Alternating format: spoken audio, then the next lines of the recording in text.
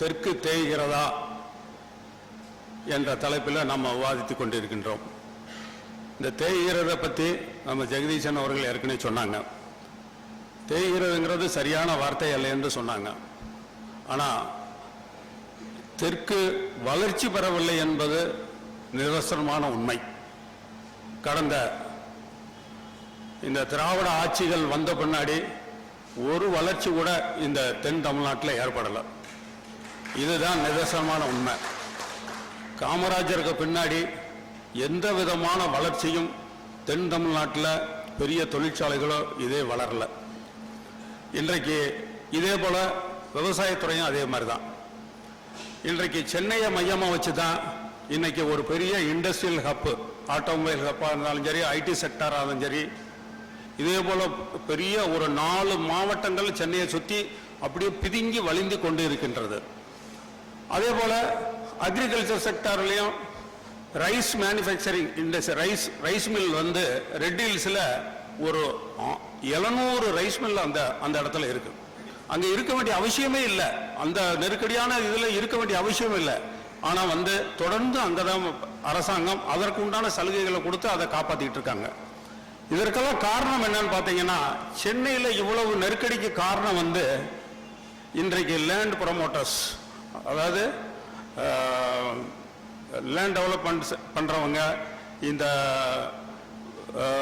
Plot போட்டு வியாபாரம் பண்ணக்கூடிய ஒரு ஜி ஸ்கொயர் மாதிரி கம்பெனிக்காரங்களால இந்த சென்னையை சுற்றி வளர்ச்சி பெற்றுக்கிட்டே இருக்கு. அது அரசாங்கம் வந்து இவங்களுடைய கைக்குள்ள இருக்கு.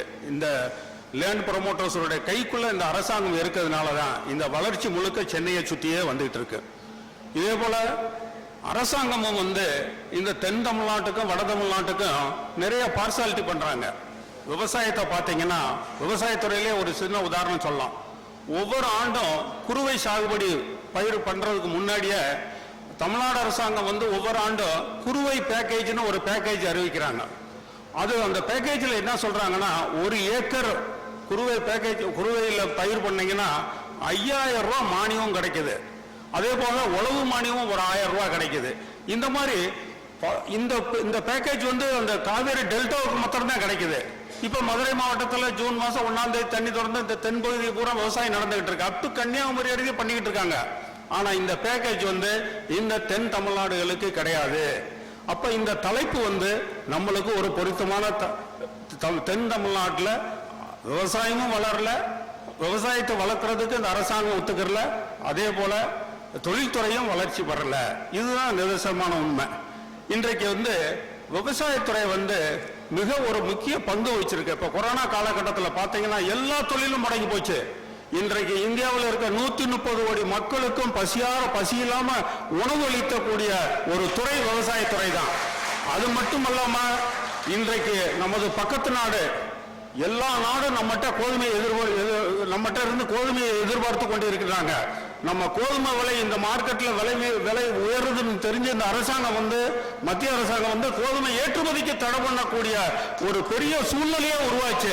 அந்த அளவுக்கு கோதுமையினுடைய தேவை மற்ற மாநிலங்கள் மற்ற நாட்டுகளுக்கு தேவைப்பட்டது.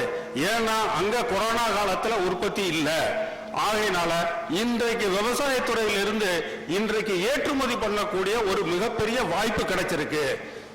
இந்த வாய்ப்பை வந்து இந்த அரசாங்கம் விவசாயிகளுக்கு எப்படி உதவி பண்றக்கூடிய ஒரு அரசாங்கங்கள் கிடையாது.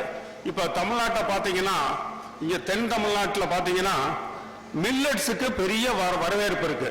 அதாவது சிறுதானிய பயிர்கள் வந்து அதிகமாக விளையக்கூடிய பகுதி. கோயில்பட்டியில் திருமங்கலம் தாண்டியாச்சுன்னா அட்டு தூத்துக்குடி இறுதி இன்னைக்கு மில்லட்ஸ் அதிகமாக பயிர் பண்ணிக்கிட்டு இருக்கக்கூடிய ஒரு சூழ்நிலை இருக்கு. ஆனா அவங்களுக்கு உண்டான எந்த விதமான உதவியும் இந்த அரசாங்கத்தில் இருந்து இல்லை. அதே மாதிரி மதுரையை பொறுத்த பார்த்தீங்கன்னா சென்ற ஆண்டு அபரிவிதமான விளைச்சல் விளைஞ்சது நெல். ஆனா நீங்க எல்லாம் பத்திரிகையில டிவியில பார்த்திருப்பீங்க, அந்த அவ்வளவு கஷ்டப்பட்டு உற்பத்தி பண்ண பொருளை இந்த அரசாங்கம் முறையாக கொள்முதல் செய்யவே இல்லை. பார்த்தீங்கன்னா மலையிலையும் அதுலயும் பார்த்தீங்கன்னா நனைஞ்சு அப்படியே முளைச்சு எல்லாம் வீணாக போயிடுச்சு. அதே மாதிரி கப்பலூர்ல போனீங்கன்னா எவ்வளவு மூட நனைஞ்சு போய் கிடக்குன்னு நீங்க கண்கூட பார்த்திருப்பீங்க. இது ஒரு வாங்குறதற்கு ஒரு முறையாக ஒரு கொள்முதல் பண்றதுக்கு கூட இந்த அரசாங்கம் தயாரல்ல. இந்த அரசாங்கங்கள் வந்து என்ன செய்யறாங்கன்னா, நான் ரிட்டர்னபிள் எக்ஸ்பெண்டிச்சர், அதாவது திரும்பி வராத முதலீட்டுக்கு தான் செலவு பண்றாங்க. ப்ரொடக்டிவ் எக்ஸ்பெண்டிச்சரே பண்றதே இல்ல. இப்ப நான் ரிட்டர்னபிள் எக்ஸ்பெண்டிச்சர் பண்ண வேண்டியதான். கல்விக்கு பண்ணலாம், மருத்துவத்துக்கு பண்ணலாம், இந்த மாதிரி சமுதாய வேலைகளுக்கு நான் ரிட்டர்னபிள் எக்ஸ்பெண்டிச்சர் பண்றதை பத்தி பிரச்சனையே இல்லை. ஆனா எல்லாமே இந்த தமிழ்நாட்டினுடைய வருவாயில ஒரு 65% நான் ரிட்டர்னபிள் எக்ஸ்பெண்டிச்சருக்கு அந்த அரசாங்கம் செலவு பண்ணுது. இதே மாதிரி இலவசங்கள் கொடுத்து கொண்டே வந்தா இந்த நாடு மீண்டும் ஒரு பெரிய சிக்கலுக்கு உருவாகும்.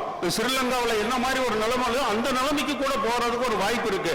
ஏன்னா தமிழகத்தில் இங்க ஆளக்கூடிய அரசாங்கங்கள் இந்த ஓட்ட மையமா வச்சு மக்கள்கிட்ட ஓட்டு வாங்குறத மையமா வச்சு தான் செயல்படுறாங்க. உண்மையான அக்கறையோட இந்த தொழில்துறையும் விவசாயத்தை முன்னேற்றுவதற்கு இவங்க செயல்படல. இப்ப இந்த தென் தமிழ்நாட்டில் ஏன் தொழில் ஆரம்பிக்கிறார்? அவர் எங்க ரா மெட்டீரியல் அவைலபிள் அங்கதான் போய் தொழில் பண்ணா தான் அது சரியாகும். ஏர்போர்ட் கனெக்டிவிட்டி இருக்கணும், ட்ரெயின் கனெக்டிவிட்டி இருக்கணும், ஈவன் லாட்ஜ் கூட எதிர்பார்க்கிறாங்க, பெரிய தரமான ஹோட்டல் எதிர்பார்க்கிறாங்க, அதே மாதிரி ரெஸ்டாரண்ட் எதிர்பார்க்கிறாங்க. இவ்வளவு வசதி இருந்தா தான் இந்த தொழில் முனைவோர் தொழில் தொடங்க வருவாங்க.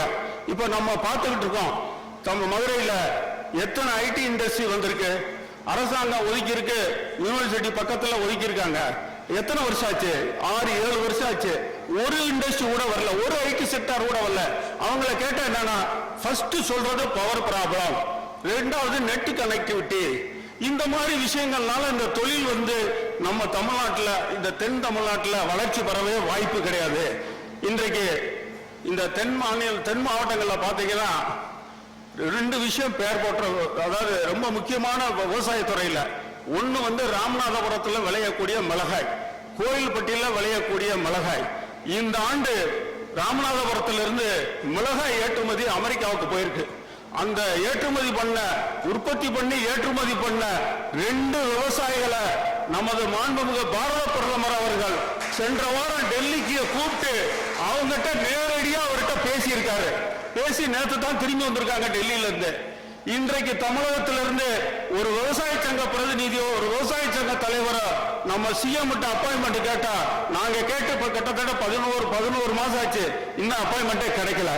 ஆனா பாரத பிரதமர் அவர் இந்த செய்தியை தெரிஞ்சு அந்த விவசாயிகளை கூப்பிட்டு பாராட்டி அவங்களை ஊக்குவிச்சு இன்னைக்கு அனுப்பிச்சிருக்காங்க. இன்றைக்கு உலகத்திலேயே இந்த மிளகாய்க்கு அதிக மதிப்புள்ள மிளகாய் விளையக்கூடிய பகுதி ராமநாதபுரம் கோயில்பட்டி பகுதி. இப்ப என்ன சொல்றாங்கன்னா, அங்க அமெரிக்காவில் என்ன பழக்கம் இருக்குன்னா, இந்த மிளகாய் அப்படியே பவுடரா யூஸ் பண்றது இல்ல, அதுல இருந்து கேப்சகின் அப்படின்ற ஒரு பொருள் எடுக்கிறாங்க. அந்த உரப்புத்தன்மையை மொத்தம் வெளியே எடுத்து அதை லிக்விட்ல கேட்கிறாங்க. அதுக்கும் பெரிய பொட்டன்சியல் இருக்கு, ஈரோப்பு முழுக்க அதுக்கு பெரிய மார்க்கெட் இருக்கு. அது நம்பர் 1 குவாலிட்டியா இருக்கு. அந்த மாதிரி நீங்க பிரிச்சு கொடுங்க, நாங்க வாங்கிக்கிறதுக்கு தயாரா இருக்கோம்ன்றாங்க. இந்த மாதிரி ஒரு சிறந்த பொருளை ஒரு மிளகாயை உற்பத்தி பண்ணக்கூடிய பொட்டன்சியல் இந்த தென் மாவட்டங்கள்ல இருக்கு. இதுக்கு அரசாங்கங்கள் உதவி பண்ணணும். இந்த தொழில்நுட்பம் நம்ம Indian council of agriculture research institute டெல்லியில பூசாவில் இருக்கு. அதுல இந்த தொழில்நுட்பம் இருக்கு. இங்க இருக்க தொழில் முனைவோரோ இல்ல விவசாயிகளோ FAO ஃபார்மர்ஸ் ப்ரொடியூசர் ஆர்கனைசேஷன் மூலியமாக இந்த தொழிற்சாலையை தொடங்கி நம்ம நடத்தோம்னா மிகப்பெரிய விவசாயிகளுக்கு ஒரு லாபம் கிடைக்கக்கூடிய ஒரு வாய்ப்பு இருக்கு. அதே மாதிரி இந்த பகுதியினுடைய விவசாயிகள் வாழ்க்கையில ஒரு முன்னேற்றம் வர்றதுக்கு ஒரு வாய்ப்பு இருக்கு. அதே போல இந்த பகுதியில் கோகனட் அதிகமா இருக்கு. கோகனட்ல இருந்து நம்ம என்ன பண்றோம், உடைச்சு சட்னி பத்திரம் சாப்பிடுறோம். வேற என்ன ப்ராடக்ட் வருதுன்னே தெரியல. இன்னைக்கு அமெரிக்காவில் எந்த மாலுக்கு போனாலும் சரி, யூரோப்ல எந்த மாலுக்கு போனாலும் சரி, அங்க கோகனட் மில்க் அவைலபிளா இருக்கு, கோகனட் சாக்லேட் அவைலபிளா இருக்கு, கோகனட் பருப்பி அவைலபிளா இருக்கு, டெண்டர் கோகனட் ஐஸ்கிரீம் அவைலபிளா இருக்கு. இத்தனை மொத்தம் 21 ப்ராடக்ட் கோகனட்ல இருந்து தயார் பண்ண முடியும். அது மிகப்பெரிய லாபத்தை சம்பாதிச்சு கொடுத்துக்கிட்டு இருக்கு. கோயம்புத்தூர்ல ஒருத்தர் ஆரம்பிச்சு பண்ணிட்டு இருக்காரு டெண்டர் கோகனட் ஐஸ்கிரீம். ஒரு தேங்காய் இன்னைக்கு என்ன விலைக்கு விற்குது? இன்னைக்கு மதுரை மார்க்கெட் 7 ரூபா தான். ஆனா ஒரு டெண்டர் கோகனட்ல இருந்து 6 ஐஸ்கிரீம் தயார் பண்ண முடியும். ஆரஞ்சா 300 ரூபா, ஒரு ஐஸ்கிரீம் 50 ரூபா, 300 ரூபா. அவருக்கு உற்பத்தியாளர் 30 ரூபாய்க்கு ட்ரேடர்ஸ் கொடுக்கிறாரு. 30 ரூபாய் மணிக்குன்னா அர்பன் 18, ஒரு தேங்காயினுடைய விலை அந்த விவசாயி ஒழுங்கா பண்ணா 180 ரூபாய் கிடைக்கும். இன்னைக்கு எஃப்ஓ ஃபார்மர்ஸ் ப்ரொடியூசர் கம்பெனிக்கு மத்திய அரசாங்கம் 10 லட்சம் ரூபாய் மானியம் தர்றாங்க. அதை இந்த விவசாயிகளை பயன்படுத்துறதுக்கு நம்ம முயற்சி பண்ணி அவங்க மூலியமாக இதை பண்ணினோம்னா மிகப்பெரிய லாபம் சம்பாதிக்கும். விவசாயிகளுக்கு லாபம், அதே மாதிரி நம்ம தேசத்துக்கு லாபம், அதே மாதிரி நம்ம பகுதியை வளர்ச்சி பெறதுக்கான ஒரு வாய்ப்பு. இதை பயன்படுத்தி நம்ம இந்த தென் மாவட்டங்களை ஒரு வளர்ச்சி பாதைக்கு கொண்டு போக முடியும். இதுக்கு அரசாங்கங்களும் நிறைய முயற்சி பண்ணணும். இப்ப காவேரி வைகை குண்டாறு இணைப்பு போன வருஷம் அவசரமா மாண்புமிகு எடப்பாடி அவர்கள் அடிக்கல் நாட்டினாரு. அந்த திட்டம் நிறைவேறினா 3.4 லட்சம் ஹெக்டேர் பாசனம் வரும். திருச்சி, கரூர், திண்டுக்கல், புதுக்கோட்டை, ராமநாதபுரம், சிவகங்கை, விருதுநகர் இத்தனை மாவட்டம் பாசனம் பெறதுக்கு ஒரு வாய்ப்பு இருக்கு. ஆனா இந்த அரசாங்கம் அவரை அடிக்கல் நாட்டிட்டு போயிட்டாரு. வேலை மந்தகதியில் நடந்துட்டு இருக்கு. இன்றைக்கு இந்த தென் மாவட்டங்கள்ல ஆவரேஜ் ரெயின்ஃபால் பார்த்தீங்கன்னா 450 mm இருந்து 600 mm வரை பெய்யுது. ஆனா அதனுடைய நம்ம யூட்டிலிட்டி எவ்வளவு பண்றோம் அப்படின்னா அதை எவ்வளவு பயன்படுத்துங்கிற பார்த்தீங்கன்னா அதை பெய்கிற மழையில 17% இருந்து 30% தான் பயன்படுத்துறோம். இதுக்கு மேல பயன்படுத்துறதுல ஏன் என்ன காரணம் பார்த்தீங்கன்னா எந்த நீர்நிலையும் தூர் வரவே இல்லை. கடந்த 50 வருஷமா நீர்நிலைகள் டேங்க் தூர் வரல, வாய்க்கால் தூர் வரல. ஏன் நம்மளுக்கு இந்த 5 மாவட்டத்துக்கு ஜீவாதாரமா விளங்கக்கூடிய வைகடம் காமராஜ் கட்டி திறந்து வச்சுட்டு போயிட்டாரு 59ல. ஆனா இது எழுதி ஒரு சட்டி மண் அள்ளி வெளியே போடல. இன்றைக்கு அதனுடைய என்ன இருக்கு 72 அடியில 25 அடி மண்ணு மேடா இருக்கு. அந்த மண்ணை அள்ளுறதுக்கு கம்பம்பள்ளத்தாக்க விவசாயிகள்லாம் கேட்கறாங்க, எங்கிட்ட கொடுத்துருங்க, நாங்க அள்ளி வெளியேற்றிக்கிறோம், உங்களுக்கு மண்ணுக்கு வந்தாலும் ஒரு லோடுக்கு இவ்வளவு கட்டணமா தர்றோம், இது வண்டல் மண் எங்களுக்கு பயன்படும் கேட்கிறாங்க. ஆனா இந்த 2 அரசாங்கமுமே இந்த கழக அரசாங்கங்கள் இந்த மண்ணை பணம் பண்றதுக்காண்டி அப்படியே தள்ளி போட்டுட்டே வர்றாங்க. இப்போ இன்றைக்கு அந்த 25 அடி மண்ணை அள்ளிட்டோம்னா 45 நாள் தண்ணி கூட கிடைக்கும். ஒரு 45 நாள் தண்ணிங்கிறது ஒரு கிராப் 105 நாள் தான். ஒரு நெல் இன்னைக்கு 105 நாள் தான். அதுல இந்த 45 நாள் தண்ணி கூட வந்துச்சுன்னா எந்த காலத்திலும் இந்த 5 மாவட்டம் விவசாயத்துல தோக்கவே தோக்காது, விவசாயத்துல ஜெயிக்க முடியும். ஆனா இந்த அரசாங்கம் இதை செய்யறதுக்கு தயாரா இல்ல. ஏன் தயாரா இல்லைன்னா அதுல ஆர்வம் இல்லை. அதுல ஏன் ஆர்வம் இல்லைன்னா அதை பணம் பண்றதுக்கு முயற்சி பண்றாங்க. அந்த முயற்சியை விவசாயிகள் தடுத்துக்கிட்டு இருக்காங்க. ஆகையினால இந்த அரசாங்கம் பண்ணல. ஏன்னா மேட்டூர்ல மேட்டூர் கட்டினது தூர் வரல. அது ஏதோ 2019ல எடப்பாடியார் தூர்வார பணியை துவங்கி வச்சுட்டு போயிட்டாரு. ஆனா முழுமையா அந்த வேலை நடக்கல. அதே மாதிரி ஒவ்வொரு திட்டத்துக்கும் இந்த அரசாங்கம் பணம் ஒதுக்கிக்கிட்டு தான் இருக்காங்க. இப்ப சிறுமலை வடிகால் வாரிய திட்டம்னு ஒண்ணு அறிவிச்சாங்க. கிட்டத்தட்ட 15 ஊர்கள் டேங்க், வரத்து வாய்க்கால் எல்லாம் சுத்தம் பண்றதுக்கு ஏற்பாடு பண்ணாங்க. ஆனா எங்கேயுமே வேலையே நடக்கல. ஒரு 15 கோடி கூட வேலை நடக்கல. ஆனா வேலை முடிஞ்சதாக கம்ப்ளீட் பண்ணி முடிச்சுட்டு போயிட்டாங்க. அதே மாதிரி இன்றைக்கு விவசாயிகளுடைய நிலைமைகள் மொத்தத்தில் பார்த்தீங்கன்னா நம்ம நாடு சுதந்திரம் அடையும் போது 50 மில்லியன் டன் தான் உற்பத்தி பண்ணோம். இன்னைக்கு 329 மில்லியன் டன் உற்பத்தி பண்ணி முடிச்சாச்சு. பாரத பிரதமர் மோடி அரசுடைய திட்டத்தில் இவ்வளவு பெரிய உற்பத்தியை நம்ம கொடுத்தாச்சு. நம்மளுக்கு தேவை 260 மில்லியன் டன் தான். பாக்கியெல்லாம் ஏற்றுமதிக்கு போக போகுது. இன்றைக்கு வரக்கூடிய காலங்களில் பக்கத்தில் இருக்க ஒரு 15 நாட்டுக்கு நம்ம அரிசி ஏற்றுமதி பண்ணக்கூடிய ஒரு வாய்ப்பு இருக்குன்னு மத்திய அரசாங்கம் போன வாரம் அறிவிச்சிருக்காங்க. அந்த அறிவிச்ச பார்த்த பின்னாடி இந்த நம்ம பகுதியில் நம்ம தீவிரமாக இந்த நெல் உற்பத்திக்கு நம்ம வேலை செஞ்சோம்னா நம்ம பகுதியும் வளர்ச்சி அடையும், விவசாயிகளும் வளர்ச்சி அடைவாங்க. இப்ப 2022க்குள்ள நம்ம விவசாயத்துறையில விவசாயிகள வருமானத்தை ரெட்டிப்பாக்கணும்னு மோடி சொல்லிட்டு இருக்காரு. அதனுடைய தொடர்ச்சியாக ஃபார்ம் மெக்கனைசேஷன் நிறைய பண்ணணும். ஏன்னா வேலையாள் ஷார்டேஜ் இருக்குன்னு சொல்றாங்க. இந்த ஃபார்ம் மெக்கனைசேஷனுக்கு மத்திய அரசாங்கம் நிறைய மானியம் கொடுக்கறாங்க.